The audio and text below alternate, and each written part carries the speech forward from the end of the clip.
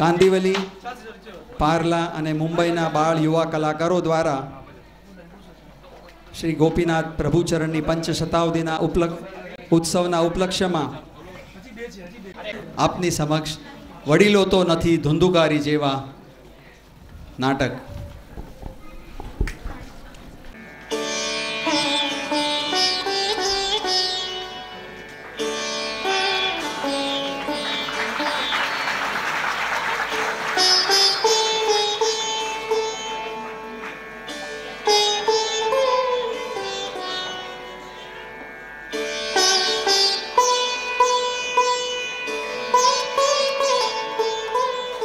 જય શ્રી કૃષ્ણ. આ એક ઘર છે. આ ઘર મારું પણ હોઈ શકે, તમારું પણ હોઈ શકે, કદાચ આપણા સૌનું પણ આવું જ એક ઘર હોઈ શકે. હું ખોટું તો નથી બોલ્યો ને? સાવ સાચી વાત કરી. પણ આ ઘર આપણું નથી. આ તો છે પ્રાગજીભાઈ પ્રભુદાસ મહેતા. પણ એ લોકો હવે નથી રહેતા, કારણ આ પ્રાગજીભાઈ અને પ્રભુદાસ બંને સ્વર્ગે સિધાવી ગયા છે, શ્રીજી ચરણ પામ્યા છે. હા, પણ સ્વર્ગસ્થ પ્રાગજીભાઈ પ્રભુદાસ મહેતાનો પરિવાર તો અહીં જ રહે છે. તો જોઈએ. આકાંક્ષા, હે આકાંક્ષા, ચા બની કે નહીં? ક્યારનો કહું છું, કઈ સમજ જ નથી પડતી. આ આલોક પ્રાગજીભાઈનો એકનો એક દીકરો પોતાના ધંધામાંથી જ ઉપર ના આવે. કામ હોય તો રવિવારે પણ ધંધો કરી લે. આને કોઈ કહી જ ના શકે કે સાવ કામ ધંધા વગરનો જ છે. આકાંક્ષા, શું છે? લ્યો, આ સ્વર્ગસ્થ પ્રાગજીભાઈની પુત્રવધુ, આ ઘરની વહુ અને આલોકના ધર્મપત્ની આકાંક્ષા, હાઉસવાઇફ, કામમાં પણ એકદમ હાઉસફુલ. બે બાળકો સાથે સમગ્ર પરિવારનો ભાર ઝેરવવો કોઈ ખાવાના ખેલ નથી. અને આ ખેલ એ રોજ ખેલે છે. ખેલ તો ખેલવા જ પડે ને, ક્યાં જાય? સંસાર માંડ્યો છે તે. સાની બૂમાબૂમ માંડી છે? અરે ચા. અરે આલો, મમ્મી સેવા કરી, દૂધ સરાવે, પછી જ આપણા ઘરમાં ચા બને છે ને? એટલે હજુ સુધી મમ્મી આવ્યા જ નથી? ના, તે તો મંદિરે ગયા છે. અરે પણ 8:30 થઈ ગયા. તે મળી ગયું હશે તેમને તેમના જેવું કોઈ. કોઈ વાંધો નહીં, ગડપણમાં ટાઈમ પાસ માટે કોઈ સ્થાન તો જોવે ને. એક કામ કર, તું ઠાકોરજીને જગાડી દે ને મંગળા ભોગ ધરી દે. ના રે ના, આવી ભૂલ કરી મારે ઠપકા નથી સાંભળવા. એમને તો મનમાં એમ જ છે કે તે કરે તે સેવા, બાકી બધા અબળ છે. મમ્મીને પણ ગુડ મોર્નિંગ પપ્પા. ગુડ મોર્નિંગ મમ્મી. યશ, ભાઈ શું કીધું છે? શું બોલવાનું? સોરી. જય શ્રી કૃષ્ણ મમ્મી પપ્પા. જય શ્રી કૃષ્ણ. આ યશ અને શ્રી, તે આ બેવના બે સેમ્પલ. ઘણું બધું જાણવાની ઉત્કંઠા અને એને કારણે સવાલોનો મારો એ એમનો સ્વભાવ. ભારે તોફાની, પણ ઘર તો એમને કારણે જ હર્યુભર્યું લાગે અને વાતાવરણે લાઈવ લાગે. એટલે ચાલે એમ ચાલવા દો. ઉઠી ગયો મારો દીકરો? યસ. પપ્પા, તમારી દીકરી પણ ઉઠી ગઈ છે. ઓહ, એ તો મેં જોયું જ નહીં. એ પપ્પા, આજે હવેલીમાં કૃષ્ણના દર્શન કરવા લઈ જશો? બેટા, જોઉં છું. જો મારે બહાર જવાનું નહીં થશે તો. તમને તો રવિવારે પણ જબ નથી. અરે તમને તો ખાલી બોલવું જ છે. આ મંદીમાં એટલી તકલીફ છે ને, એક પણ દિવસ ચાલે એવો નથી. એક તો તમારી રોજની રામાયણ છે. એ બા આવી ગયા લાગે છે. હવે પપ્પાને ચા અને અમને બોર્નવિટા પીવા મળશે. બા આવી ગયા. ગુડ મોર્નિંગ બા. 50 વાર કીધું છે. હાય હેલો બેલો ને જય શ્રી કૃષ્ણ બોલો. બરાબર ને બા? હા. શું બોલવાનું? હાય હેલો બેલો ને જય શ્રી કૃષ્ણ બોલવાનું. સોરી. જય શ્રી કૃષ્ણ બા. સ્વર્ગસ્થ પ્રાગજીભાઈના ધર્મપત્ની ગંગા સ્વરૂપ ચંચળબેન પ્રાગજીભાઈ મહેતા આ ઘરના મોભી પણ ઘરના ઠાકોરની સેવામાં નિરુત્સાહી અને બહારના મનોરથોમાં તો ભારે ઉત્સાહી, એ જ એમનો સ્વભાવ. તે તો આપણે પછી જોઈશું. બા, કેટલું મોડું કરે છે તું? તમારા કારણે અમને જલ્દી બોનવીટા નથી મળતું. અને મને ચા. હા, અરે બેટા, આજે તારા દાદાની તિથિ હતી ને, તે રાજભોગ નોંધાવતા મોડું થઈ ગયું. પણ દાદી, આપણા તો ઘરમાં જ મંદિર છે ને. તો તું બહાર કેમ જાય છે બીજે ઠેકાણે? અરે બેટા, ત્યાં તો મોટા જે બિરાજે છે.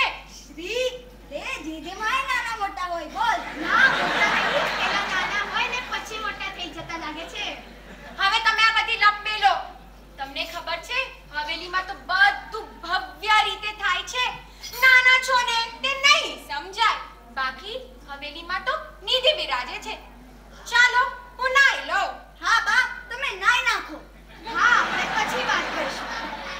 ગૌ બેટા, સામગ્રી તૈયાર હોય તો બહાર લાવજો. હા બા.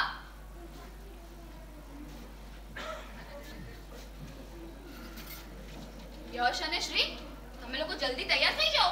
પણ મમ્મી, આજે તો રવિવાર છે. અને રવિવાર એટલે રજા. અને રજા એટલે મજા કરવાની. હા બેટા, પણ હોમવર્ક બાકી છે ને, પાછું સાંજે મામાના ઘેર જવાનું છે. જવું છે કે નહીં? તો પછી હોમવર્ક પતાવવું પડશે ને. કાલે પાછી સ્કૂલ બી છે. ચલો જલ્દી કરો તમે લોકો. મામાનું ઘર કેટલે દીવો બળે એટલે દીવો તો બેઠો. મામો લાગે મીઠો. શ્રી કૃષ્ણ શરણમ મમ, શ્રી કૃષ્ણ શરણમ મમ, શ્રી કૃષ્ણ શરણમ મમ. મમ્મી તું તારી એક આદત બદલ. કેમ વળી પાછો સુસંકો પડ્યો તને? પેલા ઘરમાં ઠાકોરજીને મંગળાની શૃંગારનો ક્રમ પતાવ્યા પછી જ હવેલીમાં હેલો પાડતી હોય તો તે ત્યાં સુધી તો દર્શન બંધ થઈ જાય અને રાજભોગ તો છેક 11:30 આવે. પણ અહીં ઘણીવાર પ્રસાદી દૂધ નથી હોતું, તે ચાની. લ્યો, ઘરની સેવામાં માત્ર આટલો ઓછો ક્રમ રાખ્યો છે ને, તે પણ ખટકવા લાગ્યો છે. વળી પાછો કર્યો અર્થનો અનર્થ. અરે, વર્ષોથી પ્રસાદી દૂધની જ આદતને કારણે હવે મન નથી માનતું. જો બાકી તને ફાવતું હોય તો ભોગ સુધીની સેવા પહોંચ ને, મને તો ઘણો આનંદ થશે. ના રે ના, આ જેમ ચાલે છે ને તેમ જ ચાલવા દો. બાકી સેવા કરવા વાળા તો કરી ગયા. હા, પણ હવે તમને અગવડ પડતી હોય તો મમ્મી તું તો બધી વાતનો ઉલટો જ અર્થ લઈ લે છે. ગૌ બેટા, દૂધ સરાવી લીધું છે. જલ્દી ચા બનાવી દો. બધાય બેચેન થઈ ગયા છે ચા વગર.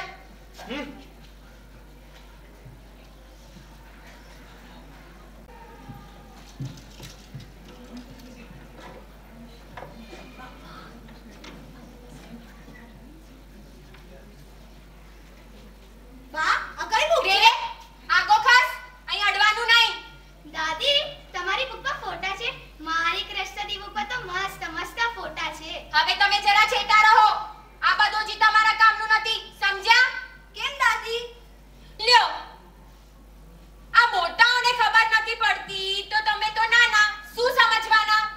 આની અંદર ફોટા નહીં, પાઠ હોય. મોટા થશો ને એટલે આપમેળે બધી જ સમજ પડી જશે.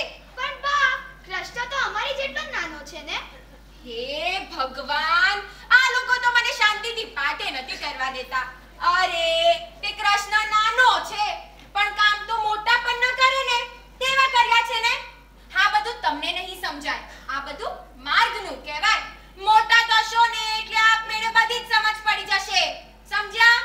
બા, લિટલ કૃષ્ણને તો મંદિરમાં કેવા ફ્લાવર્સના ગાર્ડન બનાવીને પધરાવાય. અહીં આપણે ઘરમાં બનાવીએ તો હવે હાલતો એ બધું હવેલીમાં જ થાય, ઘરમાં નહીં. કેમ? આટલો મોટો ગાર્ડન બનાવવા માણસો તો જોઈએ ને, તે ઈચ્છે કોણ? કેમ? હું, ભાઈ, મમ્મી, પપ્પા ને તું, આપણે બધા છીએ જ ને. વારે ભગતડી વાહ, તારે તો ખાલી બોલવું જ છે.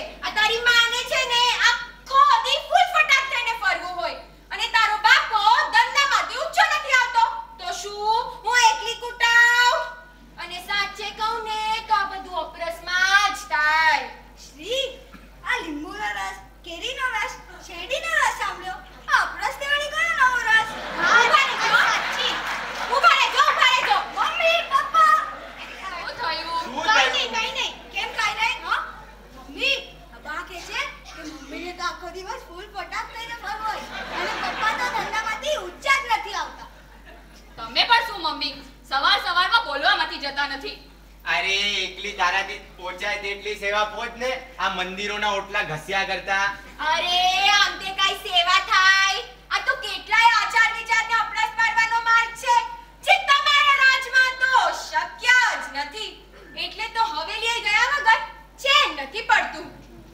પણ મમ્મી, ભગવાનને કોઈ વાંધા વચકા થોડી ના હોય. તે તો ઉચાટવી ના આપણાથી જેટલી સેવા ન ભે તેટલી સ્વીકારે જ. લ્યો, આજકાલ નાનાઓને વાંધા વચકા હોય છે તો કરવાનું શું? શ્રી, બાપનું નામ લે છે. આ તો એવા જ છે. જોયું ને, આ નાનાઓને જ વાંધા વચકા હોય છે અને એ તો ઠાકોર છે. મને તો ખબર જ હતી કે તમારા રાજમાં આવા અપરસ અને આચાર વિચાર નહીં જ નભે. એટલે તો તેમના બાપુજીના ગયા પછી સેવાનો ક્રમ ઓછો જ રાખ્યો છે. ઓછો રાખ્યો તો ભલે, પણ એમાં અમારું નામ નહીં દેવાનું. આહા. મમ્મી, તું ક્યારે પણ કોઈને સમજાવે છે ખરી? બસ જ્યારે જોઈ ત્યારે અહીં નહીં હટ, ત્યાં નહીં હટ, આગો ખાસ, જે જોઈ ત્યારે હટવાનું. બરાબર ને પપ્પા? હા, એમ જ કર્યા કરું છે તે. પછી ક્યારે કોઈને સમજાશે સેવા? તો જાઓ ને, હવેલીએ જાઓ, દર્શન કરો, આપમેળે બધી સમજ પડી જશે. બા ત્યાં જોયું છે એ બીડીઓના ઠુઠ્ઠા અને પાન મસાલાના ડુચ્ચા ગાલીને કેવાતા ભીતરિયાઓ આપણને શું સમજાવવાના ઠાકોરજીની સેવા? કેમ મારા શ્રી નથી?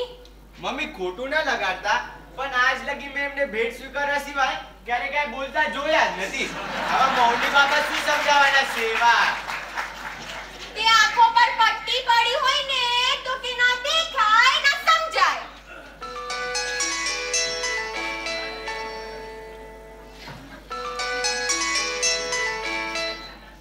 હેલો, કહું છું આ નાસ્તો તૈયાર થઈ ગયો છે. હેલો. હા, આલોક બોલું છું. બોલો. શું કહ્યું? આપણો પ્રપોઝલ કેન્સલ થઈ ગયો? કેમ? રિસેશનની અસરને કારણે પ્રોગ્રામ જ પોસ્ટપોન કરી નાખ્યો. ઓકે, ચાલો જોઉં છું. હું પાર્ટીને સમજાવવાનો પ્રયાસ કરીશ. કહું છું આ નાસ્તો ઠંડો થઈ જશે. શું થયું? કેમ આમ? કેમ આમ દિવેલ પીગલા જેવું મોઢું કરીને બેઠો છે? થયું શું? કાઈ બોલીશ હવે? હવે થવાનું શું હતું? આ મંદીની અસરને કારણે ઇન્દોર વાળો અસાઇનમેન્ટ કેન્સલ થઈ ગયો. તો હવે શું? આ મંદી અને ઉપરથી કોમ્પિટિશન એટલી બધી વધી ગઈ છે ને કે જરા મોડા પડ્યા તો ધંધો ગયો જ સમજો. જોયું ને, કહેતા કહેતા જીભ તોતવાઈ ગઈ કે ભાઈ હવેલીએ દર્શન કરવાનો નિયમ રાખો. વર્ષે દાડે ઠાકોરને દર્શન કરી રીઝાવો. પણ મારું સાંભળે છે જ કોણ? જોયું ને, માર્યું ને પાટું ઠાકોરે. બાય ફેંકા ફેંક કરે. જો, અત્યારના ઠાકોરજી પડી ગયા હોય અને મોટા ઠાકોરજી તો મંદિરમાં જ હોય તો કેવી રીતના પાટું મારે? તમે પણ શું મમ્મી વાગ્યા પર મીઠું બબરાવો છો? ઓ બહેન, મીઠું નથી ભભરાવતી. આ તો પેટ ચોડી પીડા વળી જન્મ આપીને આટલા મોટા કર્યા છે ને એટલે દુઃખ થાય છે. શું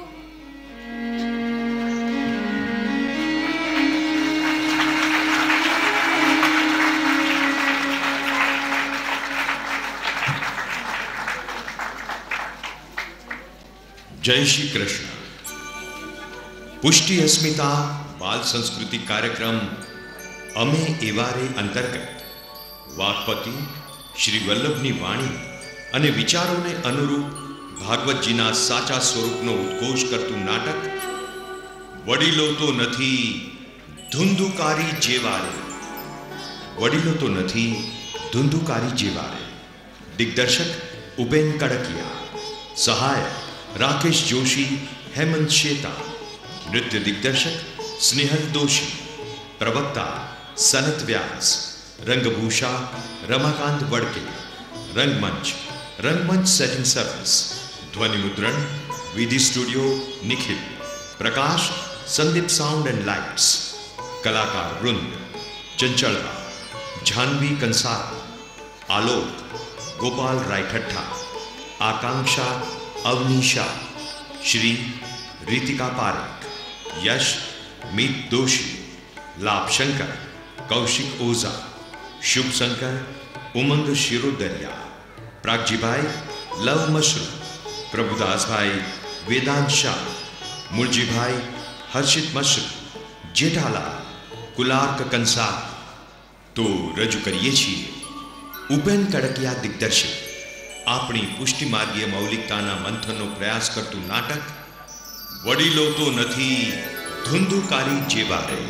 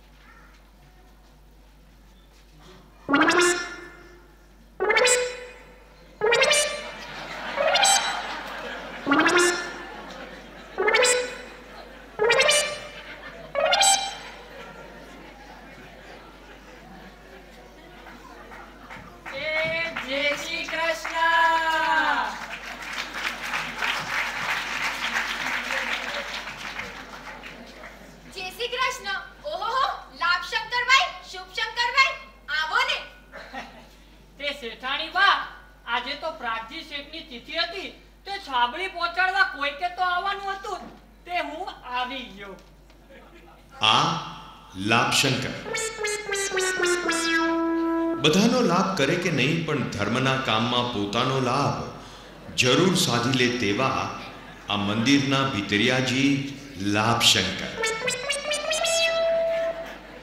વાહ લાભશંકરભાઈ, તમારું તો માનવું પડશે.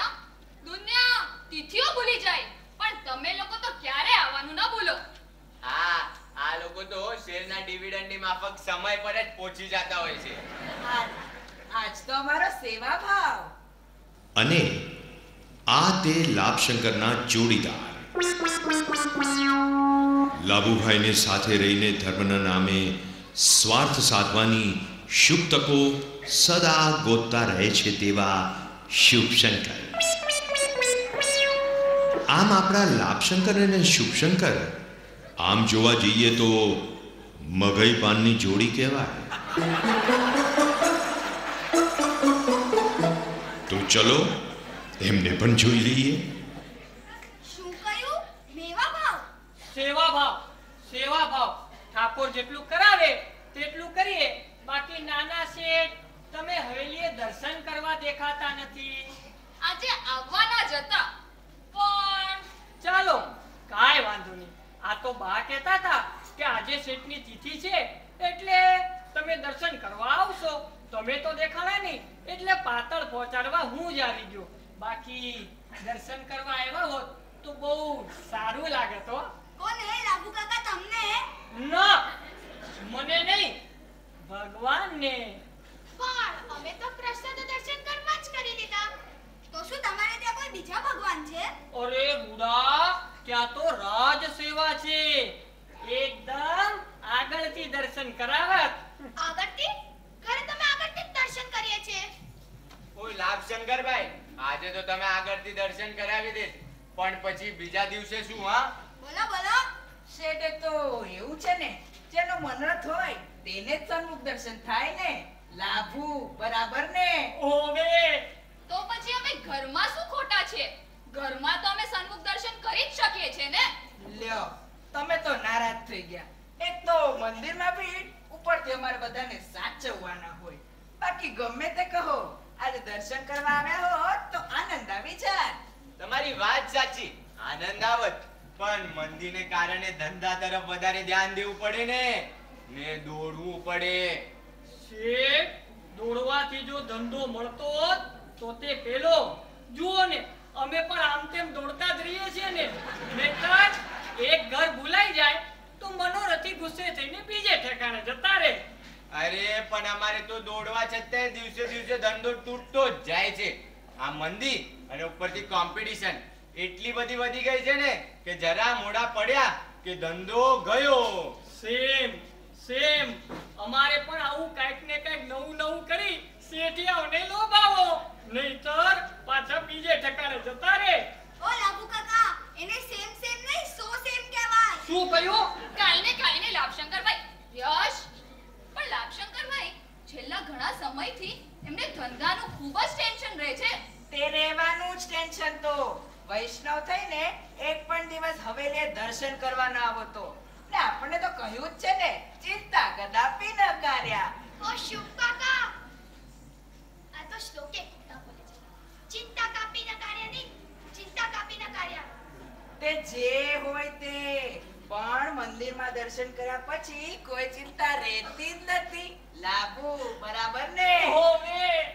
એનો મતલબ તો ઠાકોરજી પણ ભેદભાવ કરે છે કે હવેલીમાં દર્શન કરવા નહીં આવો તો ચિંતા રહે છે. બરાબર તે લાભુ કાકા. બહુ હોશિયાર છે છોકરી. અમે ઘરમાં દર્શન કરે છે ને ઈ ઘણું છે. હા બસ બહિર્મુખ, બધાય બહિર્મુખ છે. બાપાનો તો તેમનામાં છાંટોય નથી.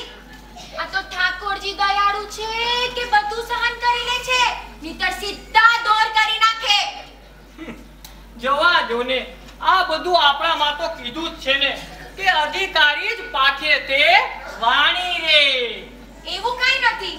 શું છે ને, દર્શન કરવા આવવાના જ હતા, પણ મંદિરને કારણે મંદિરમાં નથી પહોંચાતું. આજનું નહીં, ઘણા વખતથી કોઈ ને કોઈ ટેન્શન તો છે ને રહે જ છે. તે રહેવાનું જ ટેન્શન તો.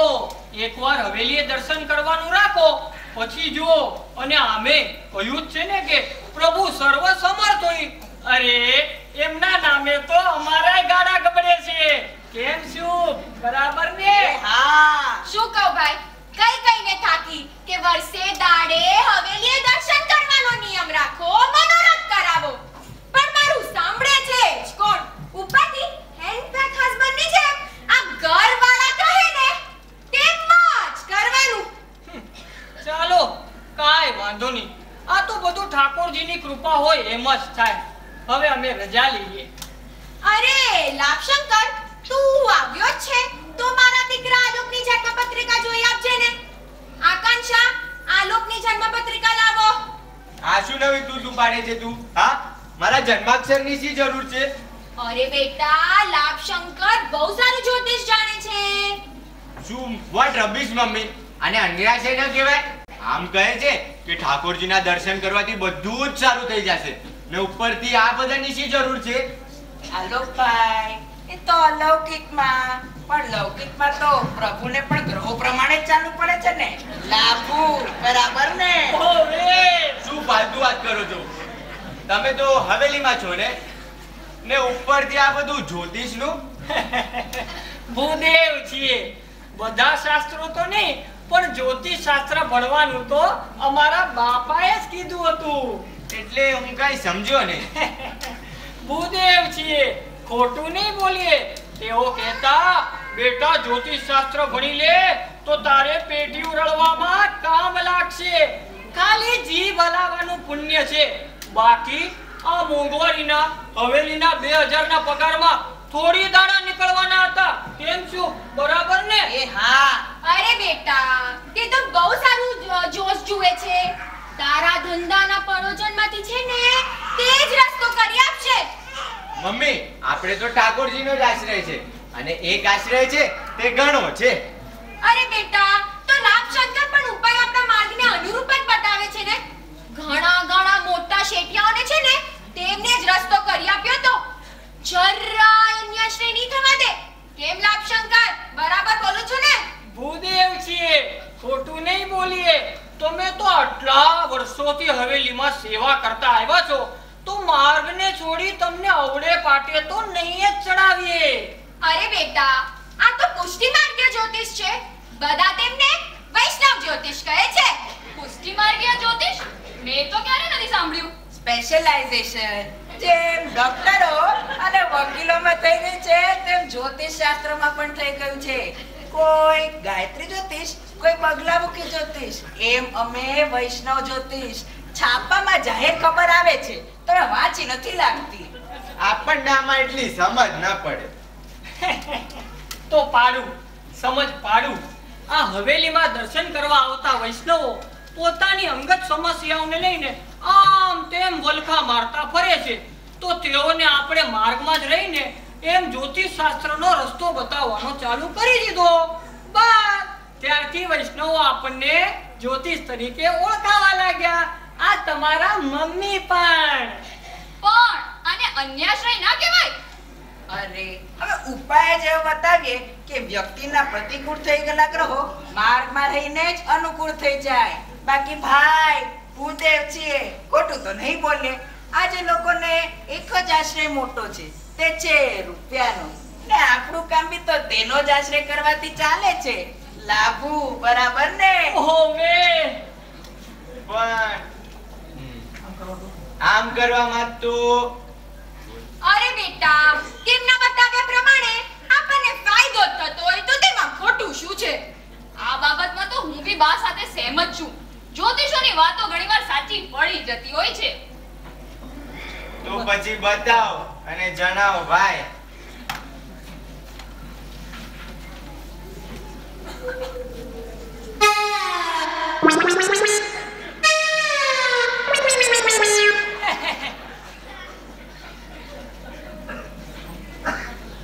એમ છે ને કે ભાઈનો ચંદ્રમા નબળો છે. તો હવે બૂસ પીવાનું. બૂસ એટલે સિગરેટ પાય એના છે. Universal energy. યશ, જરા જલ્દી કહો ને શું છે? અરે બેન, તમે તો ભારે ઉતાવળા. ખાસ કાઈ નથી કરવાનું, ખાલી હવેલીમાં પૂનમ ભરવાનું રાખો. બસ નહીં, હજુ છે 5 પૂનમો ભરી પછી રાજભોગનો વ્રત કરાવો, પછી જુઓ. પણ પૂનમ તો મહાદેવ અને માતાજીની ભરાય ને. તે બેન, હવે તો મહાદેવજી અને માતાજી પણ આપણા 56 મોગા રોકતા થઈ ગયા છે. તો પછી આપણે તેમની પૂનમ ભરવામાં શું વાંધો? આ બધું તો હવે અરસ પરસ થઈ ગયું છે. અને આમે તે આપણો ધર્મ વિશ્વ ધર્મ છે તે. પણ આમ રાજભોગનો મનોરથ. અરે આ હવન પછી જેમ પ્રસાદ વેચાય એમ સગા સંબંધીઓને ઠાકોરજીનો પ્રસાદ લેવડાવો. આનાથી ઉત્તમ શું છે બીજું? એક તો મંદિર ઉપરથી મમ્મીને બી રોજ નીત નવી સૂચા કરતું હોય છે. જુઓ, આ હવેલીના નિધિના પ્રતાપનો પરચો ઘણાયને મળ્યો છે. અને શ્રદ્ધા હોય તો શું નથી થતું? તમે એકવાર કરી તો જુઓ. ધંધામાં ફરક ના પડે તો કેજો. કેમ શું, બરાબર ને? હા, શ્રદ્ધા તો છે, પણ રાજભોગના મનોરથનો ખર્ચો તો ઘણોય આવે નહીં? ફિકર ન કરો, આપણે તો ઘણું સસ્તું બજેટ છે. એક થાળીના ખાલી 200 રૂપિયા. આકાંક્ષા, મને પકડ. આલોક ભાઈ, તમારે એક બસ જેટલા વૈષ્ણવો થઈ જતા હોય તો શહેરથી હવેલી સુધી અમે બસની વ્યવસ્થા પણ સસ્તા દરમાં કરી આપીએ છીએ. એ બધું બરાબર, પણ 200 રૂપિયા કઈ વધારે નથી લાગતા? એ બેન, આ કઈ ગુજરાતી લોટની થાળી નથી. અને જુઓ, આમ પણ મનોરથના પ્રસાદનું મૂલ્ય તો ના જ જોવાય. તેમ છતાંય અમે બીજું એક પણ પેકેજ રાખ્યું છે, ફક્ત ₹150 નું. આ જમાના સાથે ચાલવું પડે તે. પણ હવે ઢોઠા ક્યાં પાડો છો શેઠ? મોંઘવારી માતાને તો સસ્તું થઈ જ ન શકે. ઉપરથી બધાને સન્મુખ દર્શનનો લાભ મળશે, એ બી નફામાં. હો લાભુ બરાબર ને? ઓવે પણ આમ કરવામાં લાભ તો થશે ને? હોય, ભૂદેવ છીએ, ખોટું નહીં બોલીએ. જો પૂનમો ભરીને અને મનોરથો કરીને જો એમને ધંધામાં બરકત થતી હશે તો અમે જરૂરથી કરાવીશું. ખાસ ચાલો હવે ત્યારે અમે ઉપડીએ. જય શ્રી કૃષ્ણ. હજુ તો અમારે ઘણા બધા વૈષ્ણવોને ત્યાં જવાનું છે. હરિજનની સેવા અને હરિની સેવા એ જ તો અમારું કામ છે. કેમ શું, બરાબર ને? એ હા, કહું છું, આ મારા દીકરા યશની મને ખૂબ જ ચિંતા સતાવતી રહે છે લાભશંકરભાઈ. અમારા તો ભૂદેવોનું કામ જ આ છે કે લોકોને ચિંતામાંથી મુક્ત કરવાનું. જરા જલ્દી કરજો, શું કામ હતું? આ મારો યશ ભણવામાં પાછળ પડતો જાય છે. તે પડી જ જાય ને પાછળ. તમને તો કીટી પાટ્યો અને તેના બાપાને ધંધામાંથી ફુરસત મળે તો ને. અને આ લોકોને તો શું હોય, આખો દિવસ ટીવી જોઈ ખાવાનું ને રખડી ખાવાનું. બસ. એ બા એ બાવાળી,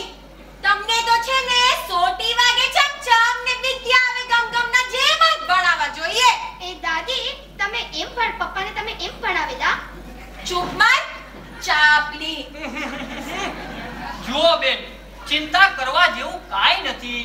નાનો છે, મોટો થઈ જશે એટલે એની મેળે જ લાઈને ચડી જશે. તેમ છતાંય તમારે જો કાંઈ કરવું હોય તો 11 એક આસન પર બેસી ગ્લાસમાં પાણી ભરી 11 વખત યમનાષ્ટકના પાઠ કરી તે પાણી છોકરાને પીવડાવી દેજો. પછી જોજો મહારાણી માનો ચમત્કાર. આપણા માતો તેમને સકલ સિદ્ધ દાતા અને સમસ્ત કષ્ટોને દૂર કરનારા કયા છે. કેમ શું બરાબર ને? હા, એમ મારી મમ્મી બી આવું જ કંઈ કરવાનું કહેતા હતા. ભગવાદી હશે. ચાલો ત્યારે અમે જઈએ. જય શ્રી કૃષ્ણ. જય શ્રી કૃષ્ણ. કહું છું જઈએ છીએ અમે. હા તો જલ્દી જાઓ ને. જઈએ છીએ અમે. આલો લાભશંકરને 500 નું ખબર આપી દે તો. હવે તમે પણ શું ચાલી દે. અરે લાભશંકર, મને ખબર છે 1000 થી ઓછા તું નથી લેતો, પણ શું છે ને એકવાર આ છોકરાઓને ભાવ જાગી જશે ને પછી તને છોડીને કશે નથી જવાના. એ મારું ત્યારે જય શ્રી કૃષ્ણ.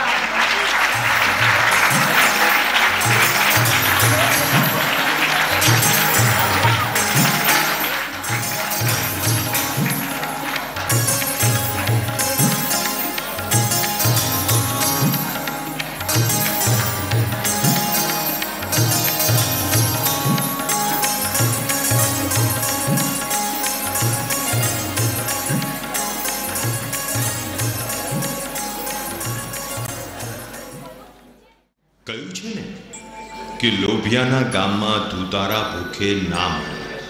આમ આ વૈષ્ણવોનો તેમના લૌકિક સ્વાદનો લોભ અને તે લોભને તૃપ્ત કરનાર આવા ધૂતારા જેવા જ હવેલીઓના કહેવાતા સેવકોના વ્યવહારને કારણે બંને પક્ષોના ક્ષુદ્ર સ્વાર્થનું તો પોષણ થઈ જતું હોય છે. પણ આ પ્રકારનો ક્રિયાકલાપ આપણા સંપ્રદાય માટે નિર્વિધિ રૂપ દૂષણ બની જતું હોય છે. વૈષ્ણવો તથા ધર્માચાર્યોના આપણા આચાર્ય ચરણ શ્રી મહાપ્રભુજીના સિદ્ધાંતો તથા દિવ્ય ઉપદેશોને જાણવા કે સમજવાની દરકાર ન રાખતા જ આવો મળ આપણા નિર્મળ સંપ્રદાયમાં પેસી ગયો છે. આ પ્રકારે તો આ વણસેલી પરિસ્થિતિના નિર્માણ થવામાં સ્વાર્થ લિપ્સિત ધર્માચાર્યો તેમજ વૈષ્ણવો બંનેની સરખી જ સહભાગિતા માનવાની રહેશે. હવે આ અંધકાર, આલોક અને આકાંક્ષાને પણ લાભશંકર અને શુભશંકરની દોરવણી મુજબ કેટલી નીચી કક્ષાએ લઈ જાય છે તે 6 મહિના પછીના સમયગાળા મુજબ આપણે જોઈશું.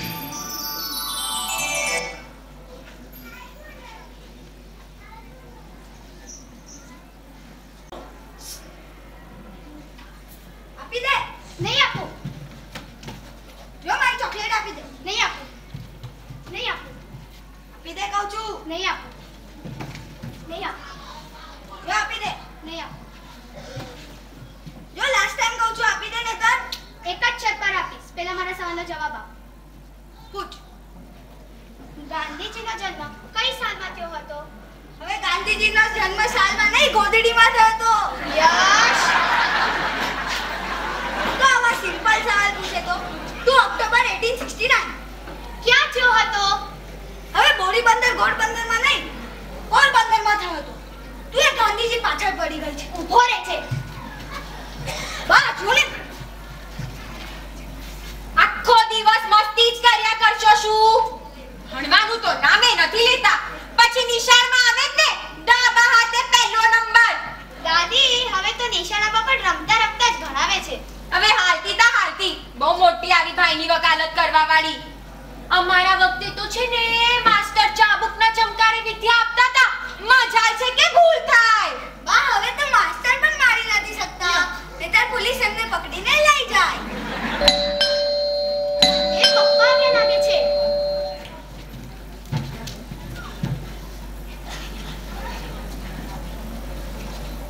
પપ્પા મારી માટે શું લાવ્યા? અરે રોજ રોજ શું લાવવાનું બેટા, મમ્મી લાવે છે ને. પપ્પા તમે તો રોજ આમ જ કરો છો. બસ કાલે લઈને આવીશ. ખુશ? રી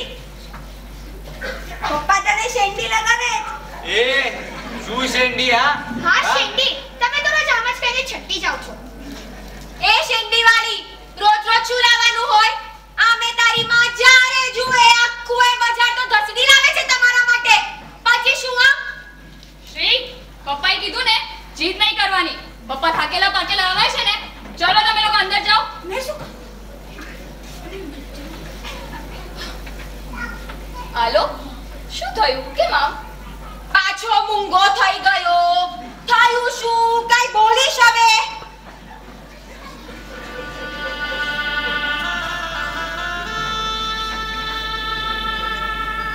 હવે થવાનું શું હતું આ મંદીની અસરમાં? જે થવાનું હોય છે ઈ બી નથી થતું આ મંદીની અસરમાં. ખુલીને બોલો તો કઈ ખબર પડે.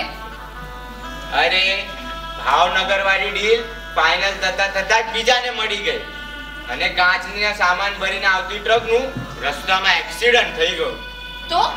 તો બહુ નુકસાન થઈ ગયું હશે નહીં? અરે વાત જ ન કર. જોયું ને, કઈને થાકી કે ભાઈ હવે નિયે દર્શન કરો, મનોરથ કરાવો, પાઠ કરો, પણ મારું સાંભળે છે જ કોણ? Enough mummy enough. આ તારા લાભશંકરભાઈના કહેવાથી મનોરથો કરાવ્યા. અરે પૂનમ પણ ભરાવી પણ પરિણામ શૂન્ય. અરે બેટા, લાભશંકરભાઈએ કહ્યું પણ પરચો મળતા વાર તો લાગે કે નહીં? અને હા મમ્મી, 11 હશે તો હું બી અમનાજીના પાઠ કરું છું, પણ આપણા યશમાં તો કઈ ફરક જણાતો જ નથી. ઉપરથી સામે થવા માંડ્યો છે. તૂટી પડો, બધા મારા પર જ તૂટી પડો. આ તો ધર્મ કરતા ધાડ પડી. કોઈનું સારું છે ને ઈચ્છવું જ નહીં. પાછું વાતનું વતેસર. હાલો લાભશંકર, હું ચંચળ બોલું છું. હા, આ બાજુ આવવાનો હોય ને તો ઘરે આવી જજે. હા, ક્યારે પણ હું ઘરમાં જોઈશ. ચાલ ત્યારે આવજે. જય શ્રી કૃષ્ણ.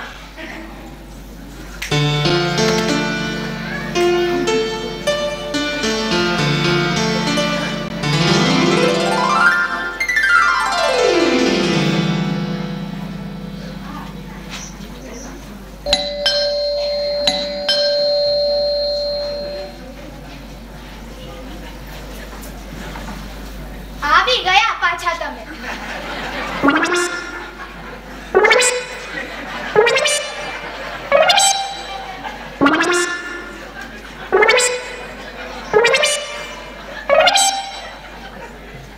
કોણ આવ્યું?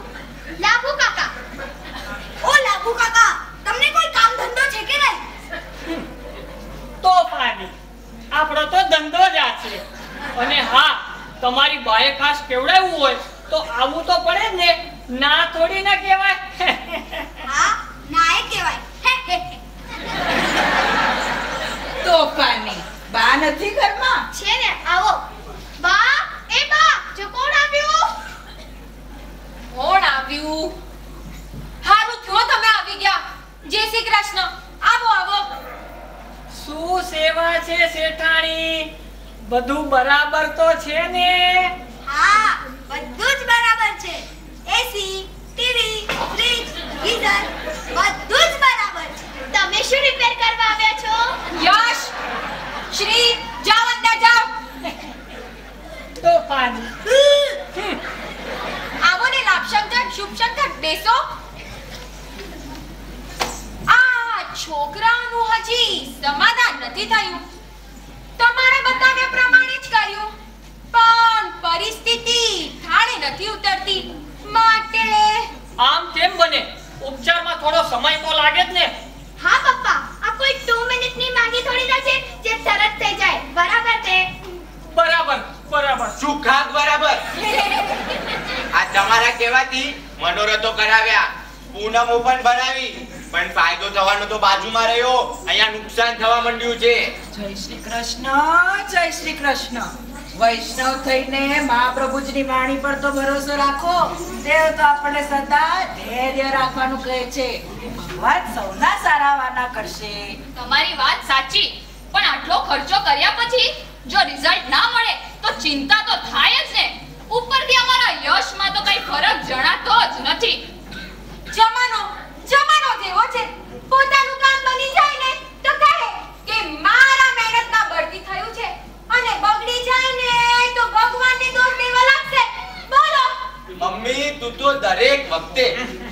જવા દ્યો. આમ તો મારી જોશ જોવામાં ભૂલ તો ન જ થાય. તેમ છતાંય તમારા જન્માક્ષર લાવો. હું તમારી નવમાસ કુંડળી જરા ધ્યાનથી જોઈ લઉં. આખો દાડો જન્માક્ષર જન્માક્ષર.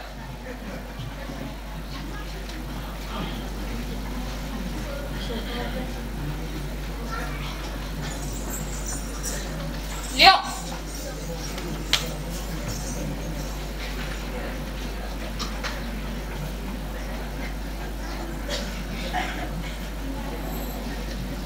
આલોકભાઈ, તમારો વ્યવસાય શાનો? ઇવેન્ટ મેનેજમેન્ટ નો. અરે ભલા માણસ, ગુજરાતીમાં બોલો તો સારું. લાબુ બરાબર ને? ઓવે.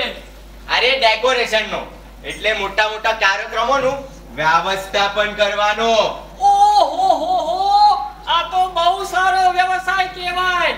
આપણા સંપ્રદાયમાં તો આવા કાર્યક્રમો ચાલતા જ રહે છે. નંદ ઘેર સદા બધાઈ. હવે જન્માક્ષરમાં શું છે તે કહો ને. કાઈ ઉકેલાયું? આમ તો જન્માક્ષર ઘણા સારા છે, પણ એક દોષને કારણે તેમને પછડાવવું પડે છે. તે કયો દોષ છે? લગ્ન ચક્રમાં નહીં, પણ નવમાસ કુંડળીમાં સ્પષ્ટ પિતૃ દોષ છે.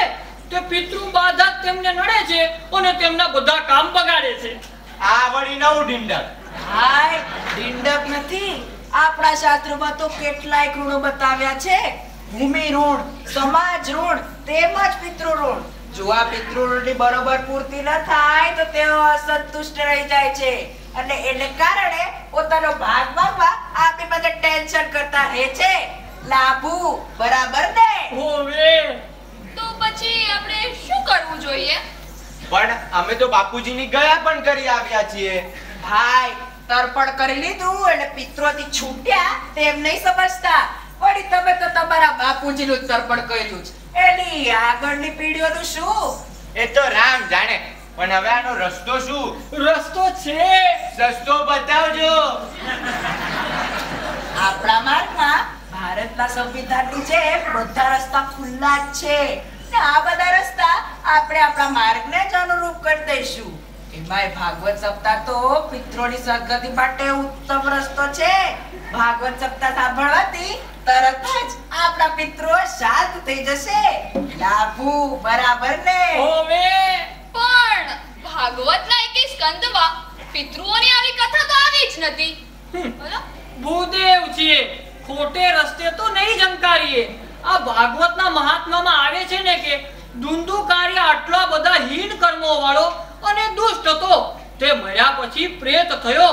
તે પ્રેત યોનિમાંથી મુક્ત થવા માટે થઈને આમ તેમ બધાયને રંજાડવા લાગ્યો. તે પ્રેત યોનિમાંથી મુક્ત કરવા તેના ભાઈ ગોકર્ણે ઘણા આયોજન બાદ ભાગવત સપ્તાહનું આયોજન કર્યું. કથા સાંભળતાની સાથે ધુંધુકારી પ્રેત યોનિમાંથી મુક્ત થઈ ગયો. મારા બોલવાની કિંમત જ ક્યાં છે?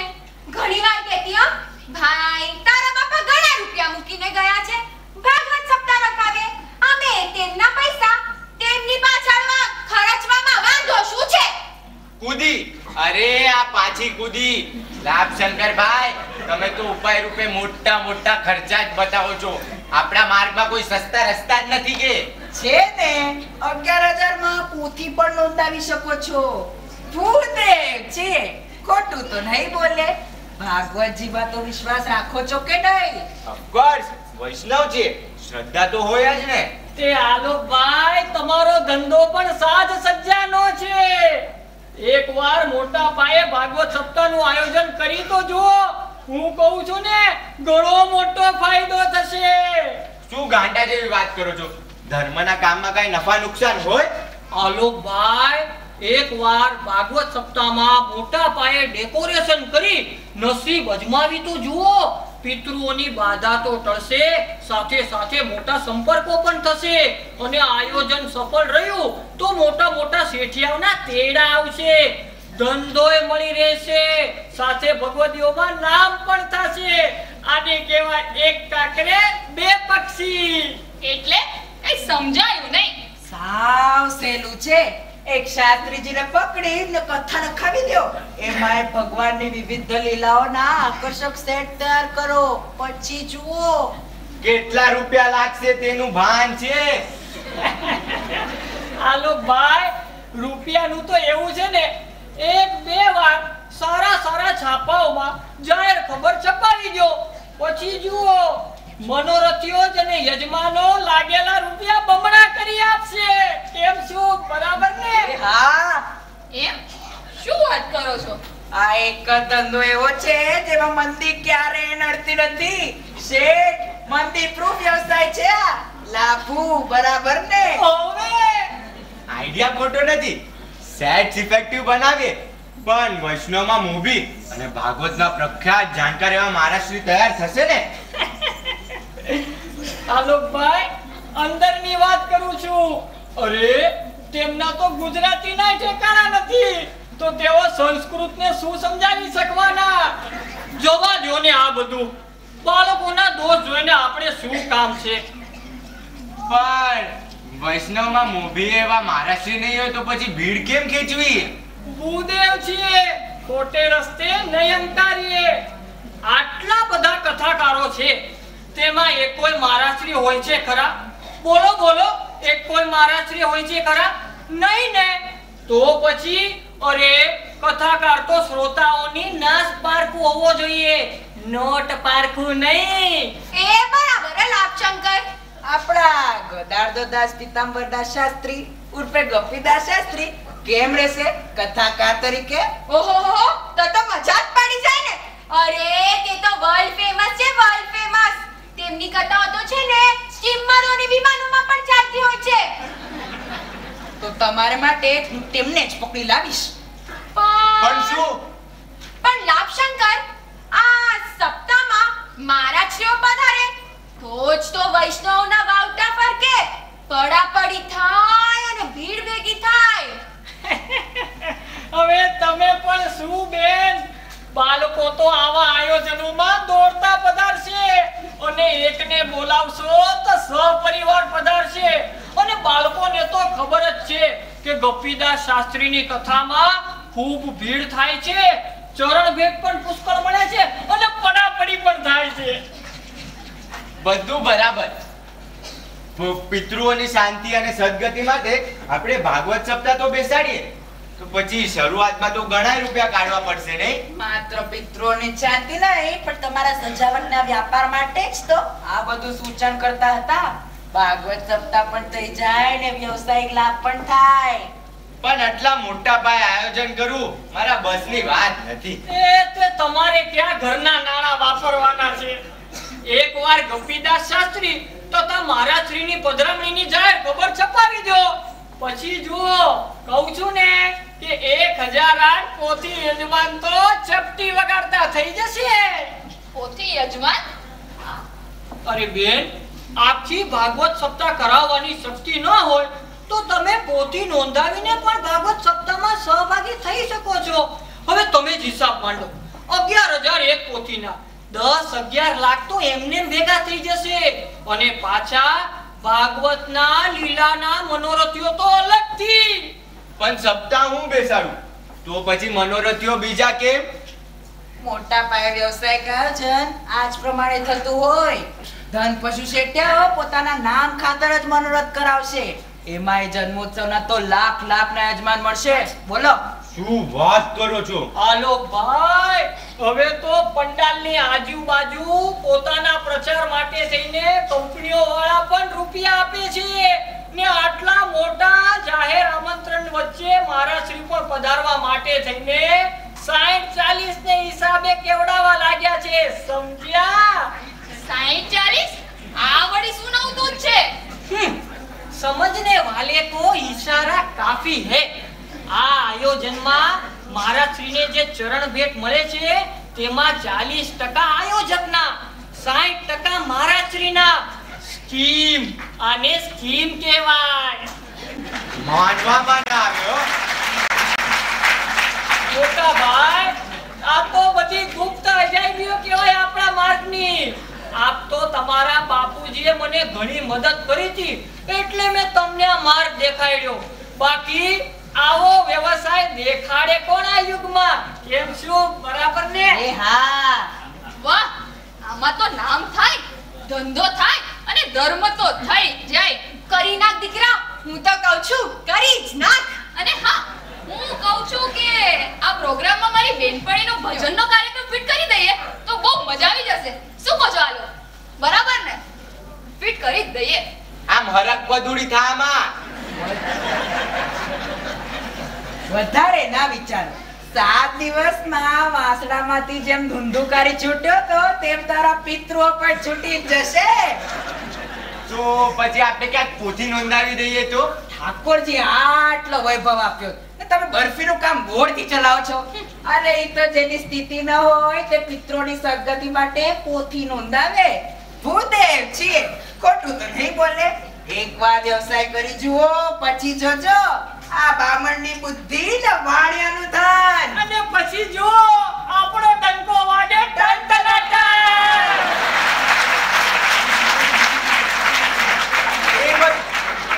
એ બધું તો ઠીક, પણ આયોજન રાખવું ક્યારે સારું રહેશે?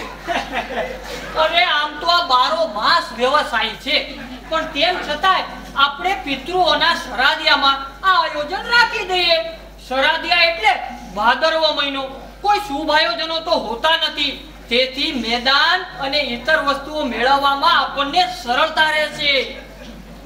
પણ ગપ્પીદાસ શાસ્ત્રીનો સમય તો લેવો જ પડશે ને. અને મારા શ્રી એ બધું તમે મારા ઉપર છોડી દો. આ ગપ્પીદાસને ઓટલેથી માછડે મેળ બેસાડ્યો છે અને ચરણ ભેટ મળતી હોય ને તો મારા શ્રી ક્યારેય ના નહીં પાડે. કેમ શું બરાબર છે ને? એ હા, તો ચાલો સારું, ત્યારે ભગવાનના કામ અને પિતૃઓની સદગતિ સાથે મમ્મીની ઈચ્છાને માન આપતા આપણે ભાગવત સપ્તાહ બેસાડી જ દઈએ. બસ રાજી મમ્મી? ઠેઠ હવે અક્કલ આવી કે પોતાની કમાણીમાંથી ભગવાનને ભાગ તો રાખવો જ જોઈએ. લાભુ ભારેજી માંડ બાટલીમાં આવ્યો છે. આ